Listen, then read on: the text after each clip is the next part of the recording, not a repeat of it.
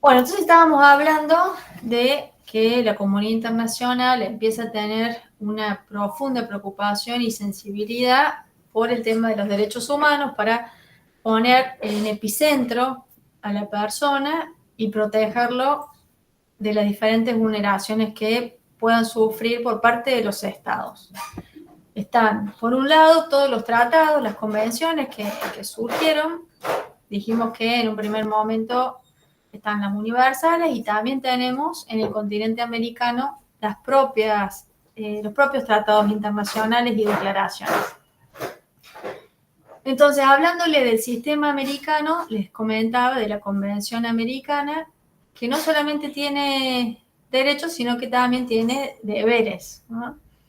El tema de la Convención Americana de los Derechos y Deberes del Hombre, que es el Pacto de San José de Costa Rica, que así se lo suele llamar. No sé si ustedes en algún momento lo habrán escuchado, pero así se llama este pacto, ¿no? Y este pacto lo que va a plantear es justamente esto, los deberes, pero también obligaciones, ¿no? Las obligaciones que va a tener el ciudadano ante la sociedad, ante su familia, y ante la comunidad, ¿no? El hecho de tener que el derecho a sufragar, la obligación del sufragio, de obedecer la ley, de darle asistencia a sus seres queridos, ¿no? A sus hijos, a sus familiares, pagar impuestos y abstenerse de hacer actividades políticas en un país extranjero y a servir de la comunidad y de la nación cuando así la nación lo requiera. Esto de los derechos humanos lo que tiene de característica es que es un derecho progresivo, ¿no? Mientras se va, es extensivo, ¿no? Cada vez que se legisla, se trata de legislar diferentes casuísticas que quizás no nos imaginábamos, ¿no? Y si en el caso que no lo ampare, se tiene que seguir evolucionando ese derecho internacional. Como bien les decía, hay un sistema que protege, en el caso de América y en el caso también a nivel universal, digamos, como que diferentes sistemas y que cada estado, o en este caso individuo, puede elegir a dónde dirigirse. En el caso del sistema americano, está compuesto por dos órganos de protección. Uno es el Comité Interamericano de los Derechos Humanos, y el otro es la Corte Interamericana de Derechos Humanos. Perdón, dije comité, es comisión, la Comisión Interamericana. La Comisión Interamericana es un órgano independiente, es autónomo y es un órgano principal de la OEA. Y por supuesto también de la Convención Americana. Tiene jurisdicción sobre todos los estados de la OEA, ¿no? De los estados americanos que hayan suscrito la OEA. El fin que tiene el comité o la comisión es observar, es defender, es tratar de proteger lo que son los derechos humanos. Y para eso puede recibir peticiones individuales. Es decir, nosotros como seres, como personas, podemos peticionar ante la Comisión Interamericana de Derechos Humanos, vamos a ver los requisitos, pero cuando sufrimos alguna vulneración de derechos humanos y determinamos que nuestro Estado no nos ha protegido o lo ha hecho de una manera que no estamos de acuerdo, por ende podemos utilizar este recurso. Esta comisión, como les dije, recibe peticiones, puede someter también los casos a la Corte, puede requerir a los estados, ya vamos con esa, Dani, ya vamos con esa, primero los cuento bien. Puede requerir a los estados medidas cautelares cuando la situación lo amerita, ¿no? Y tiene que actuar de manera urgente. Puede generar opiniones consultivas, ¿no? Le preguntan sobre... puede generar opiniones consultivas a la Corte, que son preguntas en relación a cómo se interpreta la Convención Americana, de cómo se interpreta en ciertos casos, con ciertos derechos, cuál es el alcance de algunos derechos de la Convención Americana. Son preguntas más jurídicas, ¿no? Para tratar de saber el alcance que tiene la convención. Puede realizar visitas in loco, esto que se llama in loco es que puede ir al lugar, puede ir al Estado, observar, hacer consultas, juntarse con instituciones y demás, siempre con el fin de observar cómo se está cumpliendo con los derechos humanos y por supuesto también la gran función de concientizar, promover, generar diferentes acciones para difundir el tema de la importancia y la defensa de los derechos humanos. Y el caso de la Corte, que es el otro organismo, este organismo ya es más jurisdiccional, este organismo tiene que haber sido aceptado por los estados, en cambio la comisión, como es parte de la OEA, puede observar cómo es el accionar de los estados en relación a los derechos de los que son partes de la OEA y le puede hacer recomendaciones ante alguna vulneración. No son obligatorias las recomendaciones, no tiene ese poder la comisión, pero sí tiene un poder político muy fuerte porque cuando te hace recomendaciones o hace informes que aluden a cómo se está llevando adelante el tratado y cuáles son las cuestiones que le falta o cuál es el camino que todavía tiene que recorrer ese Estado, obviamente es fuerte en el sentido político. Es fuerte porque lo visibilizan todos los estados, esos informes son públicos. Entonces todos se enteran cuál es el caso o cuál es la situación de los derechos humanos de ciertos países.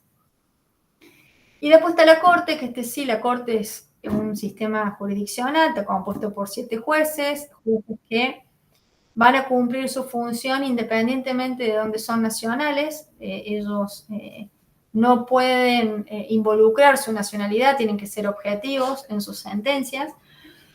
Y también es una organización autónoma, ¿no? Y está creada por el Pacto de San José de Costa Rica, en donde cumple 2 funciones principalmente la Corte. Una función contenciosa, que, ahí determina, ¿no? Cuando los estados, o en el caso de que la comisión determine que hay un caso que debe llevarlo a la Corte, en la Corte no pueden ir los individuos. En la Corte solamente puede ir la comisión cuando así lo define, porque no ha cumplido alguna observación o algo, digamos, la comisión no, lo puede demandar, le puede llevar el caso a la Corte, y si no, el Estado, un Estado. Y también tiene la función consultiva, que esto yo le decía, cuando le preguntan cuál es el alcance de ciertos derechos de la Convención y demás. Estas 2 funciones son las que cumplen la Corte. Por supuesto que la Corte, las sentencias que determina son obligatorias. Son obligatorias y no son apelables, es decir, es la última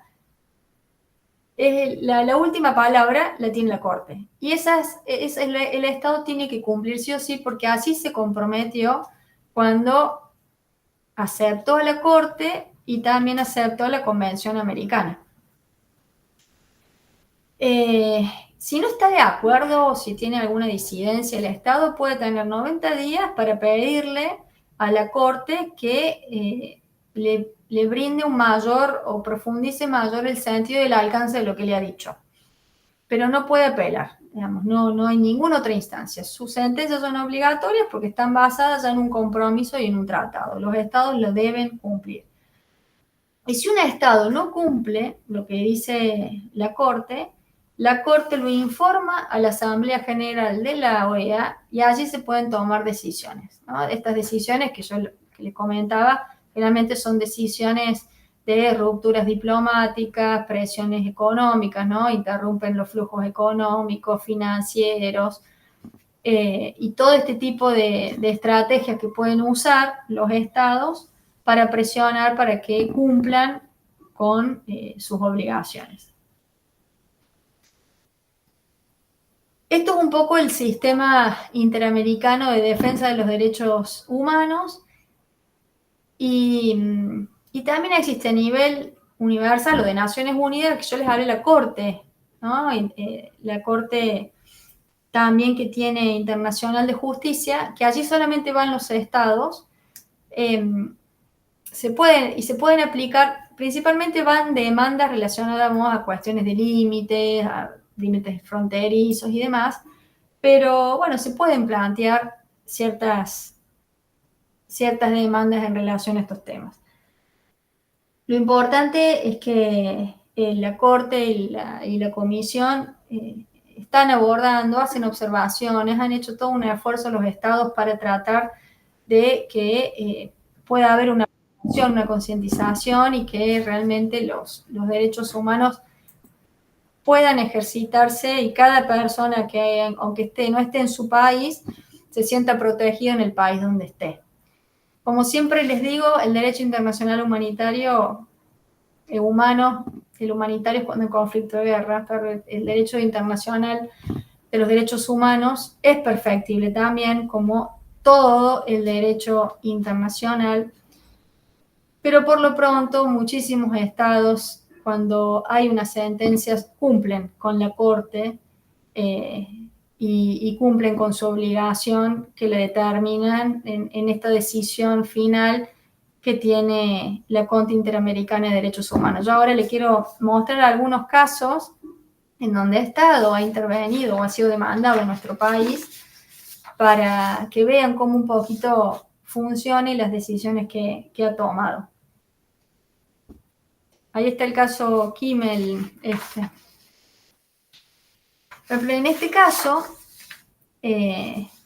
es el fallo Kimmel contra Argentina, que Kimmel, en este caso era un periodista que Eduardo Kimmel había hecho un libro en donde criticaba a un juez por la investigación que había desarrollado en la masacre de San Patricio, que fue donde se asesinaron 5 religiosos durante la dictadura. Él allí, en ese libro, como que genera una crítica, ¿no?, al procedimiento que llevó adelante este juez en su investigación.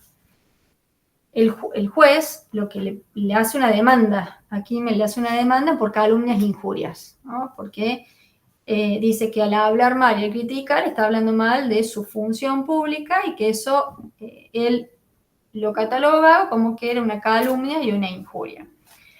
La jurisprudencia local le dio la razón al juez.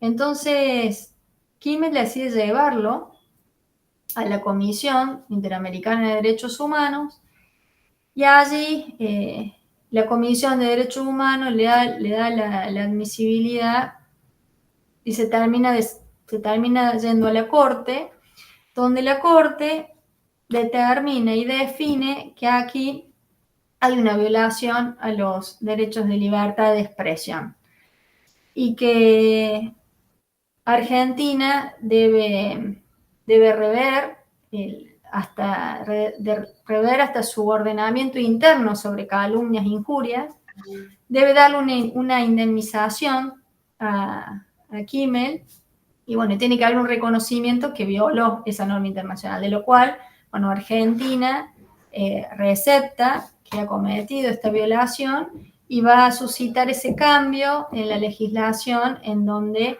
ya va a eliminar lo que son las calumnias e injurias cuando se trata ya de asuntos públicos y la va a hacer mucho más flexible, ¿no? o más específica. No se va a poder utilizar este tipo penal para cuando sean cuestiones de asuntos públicos. Así que el Estado argentino tuvo que reconocer y tuvo que adaptar su legislación. Miren, por eso les cuento la importancia. Otro caso, por ejemplo, es el de Álvarez, que aquí sí tengo un video para compartirles, para contarles el caso. Dani, si estás ahí con el video. Dale, Gaby, ahí lo ponemos.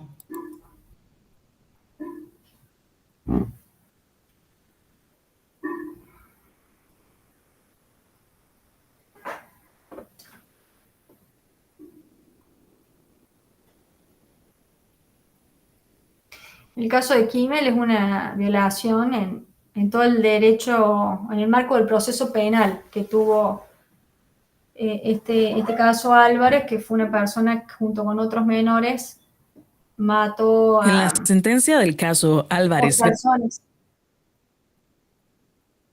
En la sentencia del caso Álvarez versus Argentina, la Corte Interamericana de Derechos Humanos declaró responsable internacionalmente a la República de Argentina por la violación de distintos derechos humanos, en perjuicio del señor Guillermo Antonio Álvarez, en el marco del proceso penal causa número 1048 seguido en su contra ante el Tribunal Oral de Menores número 1 de la capital federal. En su sentencia, la Corte Interamericana concluyó que el Tribunal Oral de Menores no concedió al señor Álvarez de un plazo para que se designara un abogado defensor de su confianza ante la revocación efectuada del poder otorgado a quien venía patrocinándolo en el trámite de la justicia y en cambio dispuso que su representación fuera ejercida por la defensora pública oficial que asistía el otro coimputado en el mismo proceso. Además, dicha defensora pública contó solamente con 1 hora para conversar con el señor Álvarez previo al inicio de la audiencia de debate, tiempo por demás insuficiente para preparar una adecuada estrategia de defensa. De igual forma,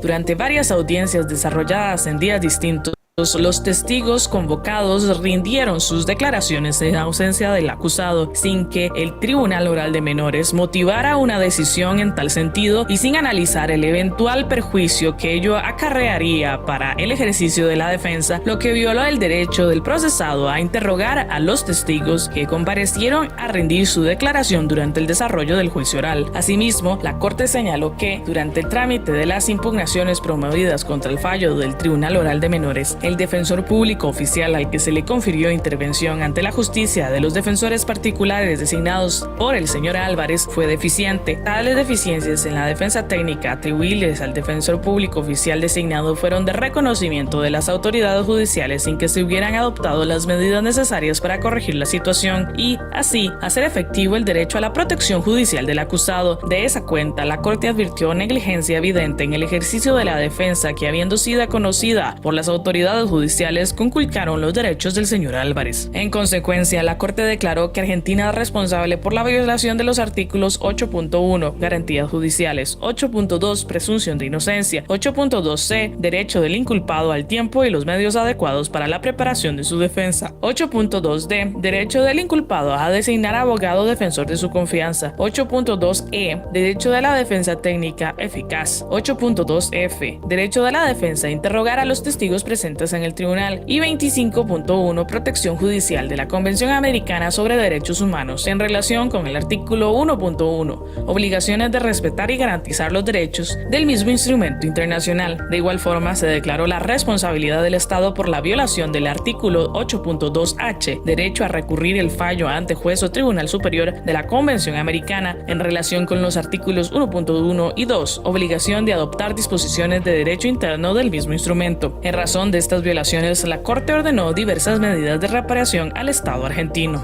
Puede leer el resumen oficial y el texto íntegro de la sentencia en nuestro sitio web, Corte Interamericana de Derechos Humanos, protegiendo derechos. Bueno, en todos estos casos ustedes están las páginas oficiales de los organismos y pueden buscar información, ahí les salen casos y demás, pero son todos casos que llegan a la Corte y bueno, tienen implicancias muy fuertes para los estados, en donde tienen que reconocen si se ha dado la violación y hasta tienen que adaptar y llevar adelante las recomendaciones que le ha hecho la Corte. Y esto también sirve para que ustedes tengan como antecedente y como defensa, en el caso de que sean abogados, cualquier procedimiento judicial que ustedes observen que les pase alguna situación, lo pueden poner como jurisprudencia para fortalecer sus fundamentos. Y acá, por ejemplo, no se le había dado derecho a la defensa, le habían cambiado el patrocinio letrado, le habían impuesto un patrocinio letrado y le dieron 1 hora para que pueda contar lo que había sucedido, ahí donde se está violando el tiempo oportuno, la posibilidad de estrategia de la defensa. Entonces, y todo lo que ustedes pudieron escuchar, eso condenó al Estado y bueno, y sirve de base para que no lo cometa más y se tenga en cuenta para los diferentes procedimientos legales que se llegan en curso. Y hasta produce muchas veces cambios legislativos, como le comenté en el anterior. Y hay otro caso que me interesaba contarles, porque también la Corte genera un hecho contundente que va a ser a nivel internacional, que es el campo algodonero contra México, que es un caso en donde se encuentran 3 mujeres muertas en una localidad de México, en Ciudad Juárez, y hubo una denuncia, digamos, hasta el sistema interamericano, porque demandaron de que México no había llevado adelante las investigaciones oportunas, no había hecho un proceder de prevención, lo que es políticas, ¿no? de evitar ese tipo de muertes, porque ya hacía desde los 90 que se estaban dando todas estas muertes de mujeres y no se sabía el por qué. La investigación, digamos, el sistema judicial y de investigación mexicano no estaba haciendo y actuando como correspondía para buscar los diferentes motivos. Resulta que cuando llega a la instancia internacional se dan cuenta que la ciudad de Juárez empezó en la década, hace unos años, a instalarse ciertas empresas que le estaban dando trabajo a las mujeres, y esto estaba generando un conflicto familiar porque las mujeres estaban empezando a insertarse en el mercado laboral y las dinámicas, ¿no? que estaban acostumbradas en México, que eran más dinámicas donde el hombre salía a trabajar, el hombre era proveedor, ¿no? la mujer en las tareas del hogar, todo este dinamismo de roles, ya esta división de la sociedad de roles de acuerdo al género, como que estaba generando tensión, y aparentemente esto estaba provocando la muerte de estas mujeres, ¿no? Entonces fue un caso emblemático porque se empieza a desarrollar y se descubre que a estas mujeres las estaban matando también por el hecho de ser mujer, y se empieza a desarrollar el concepto del femicidio, ¿no? Y ahí este concepto empieza a llegar o a profundizarse en los diferentes estados, y por supuesto va a llegar a Argentina, en donde se termina tipificando también este agravante en nuestro Código Penal de agravar el hecho cuando se mata a una persona por ser mujer, ¿no? Y lo cuento también porque, bueno, hoy también esto está en telejuicio, ¿no? El gobierno nacional lo está planteando, pero viene de este caso, ¿no? De este caso, y me parecía también porque fue emblemático y es el que empieza a instalar con mayor fuerza todo lo que es esta legislación de división de roles, de la ideología machista y todo lo que sucede cuando se empiezan a tensionar estas costumbres tan enraigadas en la sociedad.